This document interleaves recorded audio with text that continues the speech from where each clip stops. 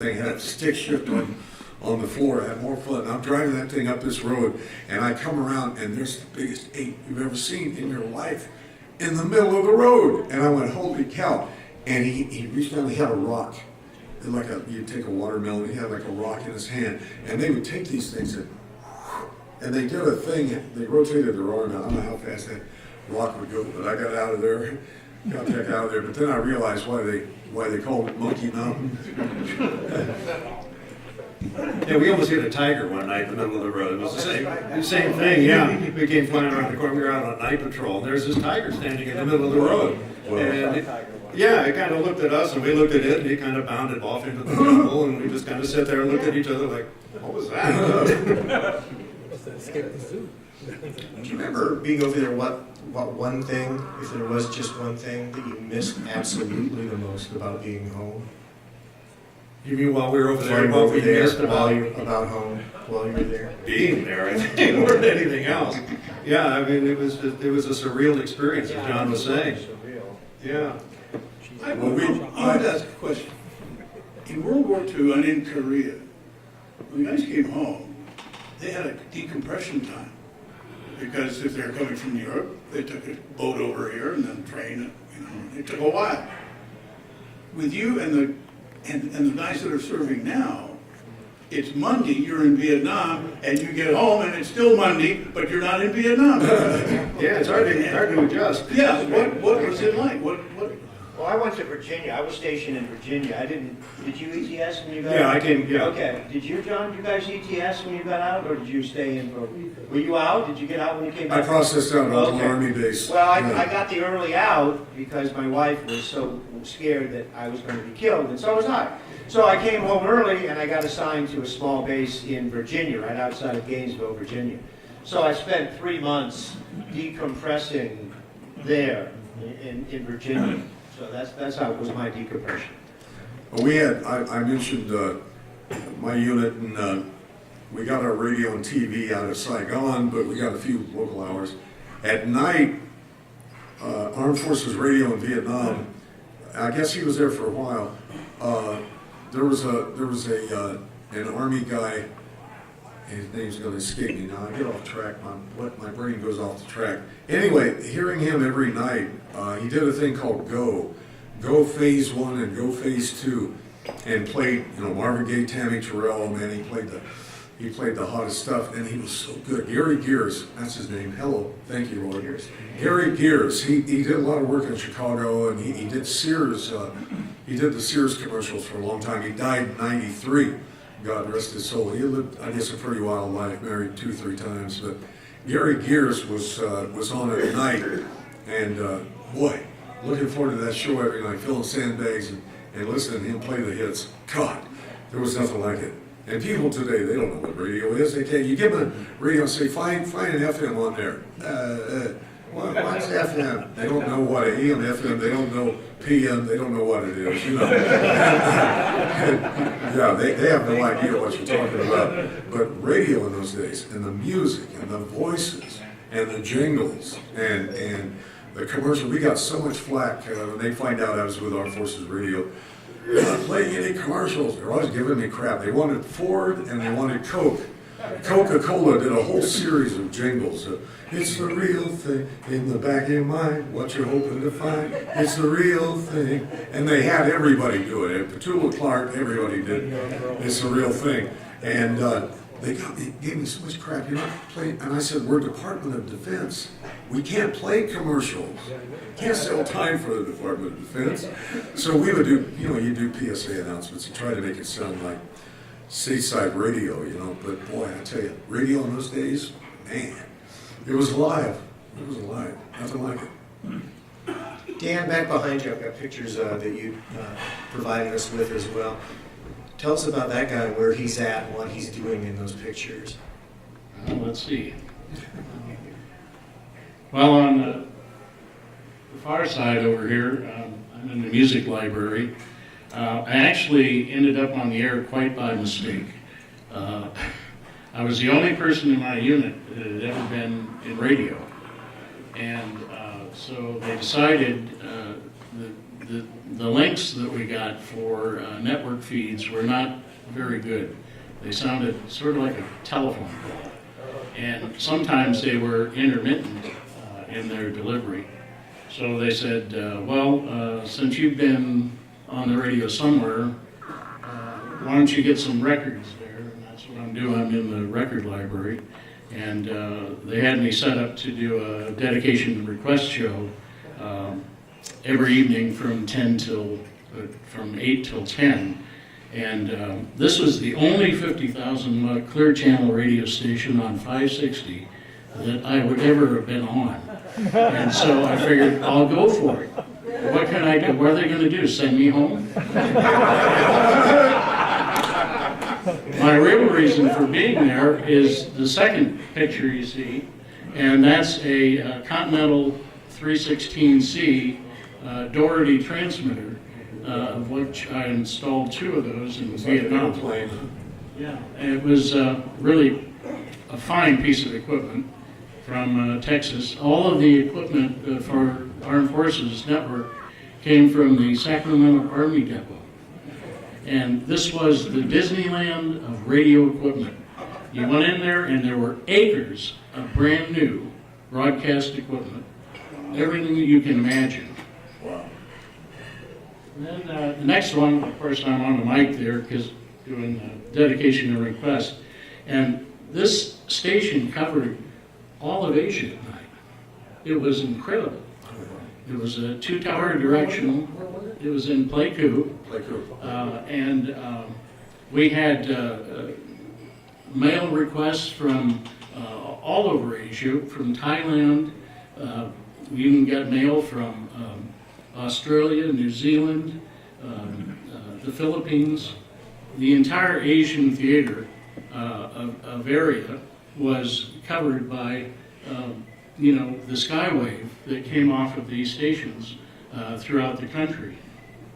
And then over there, on the last one, I'm talking to one of the other specialists that was a transmitter fellow. But that's sort of the story of those pictures. One thing I would like to mention is Fred Kroc over here was in Armed Forces Radio as well. Not quite sure where. A very good friend of mine and dear friend of mine and associate, Phil Lerza, was in Armed Forces Radio in the Navy at Adak, Alaska, and he served there during his time up in the Bering Sea.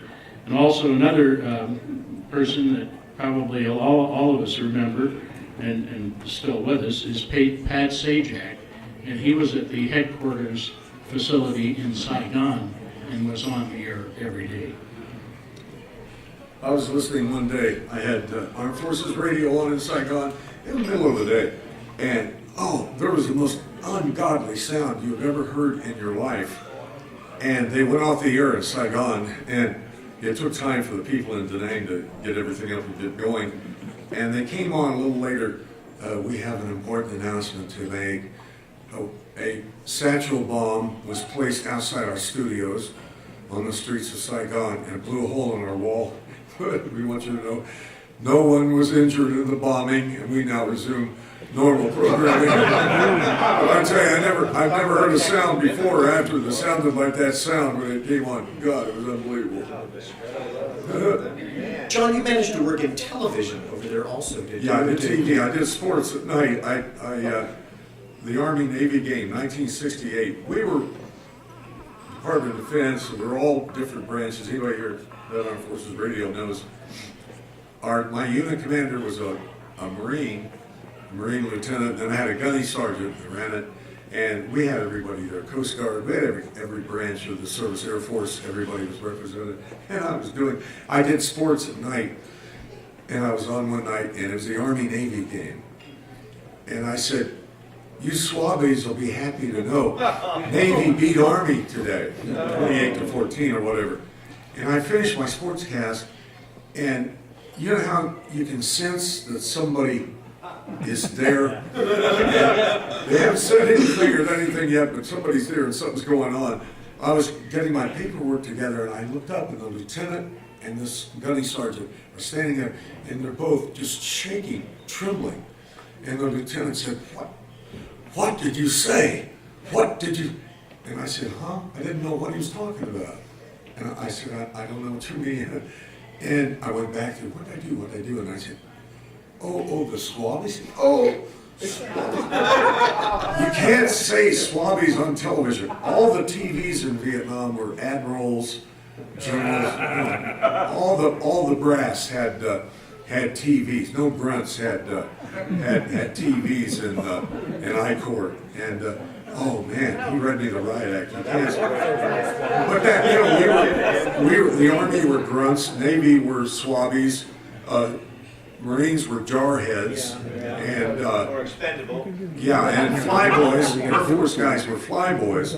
So everybody had their nickname, and it was just, I never thought, it never really entered my mind until he kept standing there shaking. I finally got fact, I said swabbies. It was totally not done. I didn't do it again, I'll put it that way. One and done. One and done, that was it. Do we have a microphone for the, I'm sorry, go ahead. Yeah, anybody got a question? Lynn's got a spare microphone here. Just gonna mention it. Go ahead, Peter. Okay, all right. Now, I'd also like to recognize Gil Hart because he was on Armed Forces Radio. Yeah, so, he was hoping to be here today, with Bob Matheson, who also belongs to out of town, Southern California. But now, talk about the luck of the draw. Armed Forces Radio, you're sitting there, waiting to get your butt shot off in Vietnam. He was doing his service in the Caribbean, St. Thomas. Poor guy, spent all that time over there. My office commander was Link White, and he was a North Korean orphan, one of the most interesting people I ever met in my life. Just the most wonderful, wonderful guy.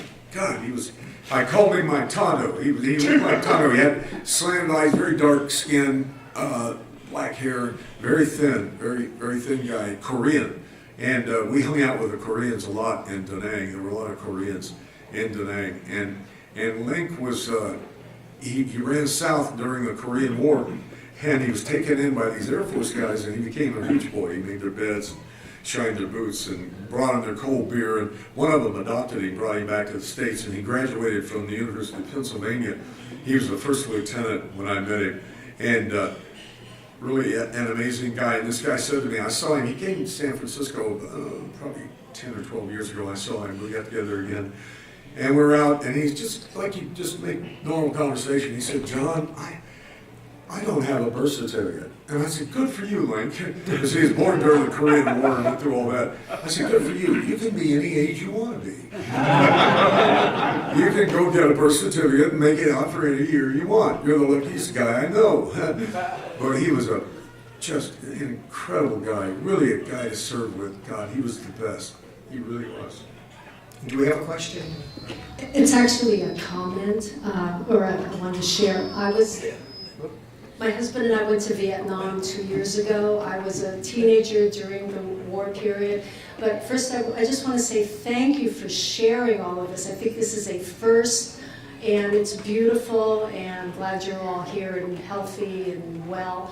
I bought this shirt, Good Morning Vietnam, in Vietnam, and I want to apologize because, as you said, what was good about it? But they love Americans, and I hope that if it's in your heart to go back and just to be there, they're beautiful people, friendly, sweet, love Americans, and I'm glad I went. It's very emotional, but anyway, thank you for all you did for our country and for being here today.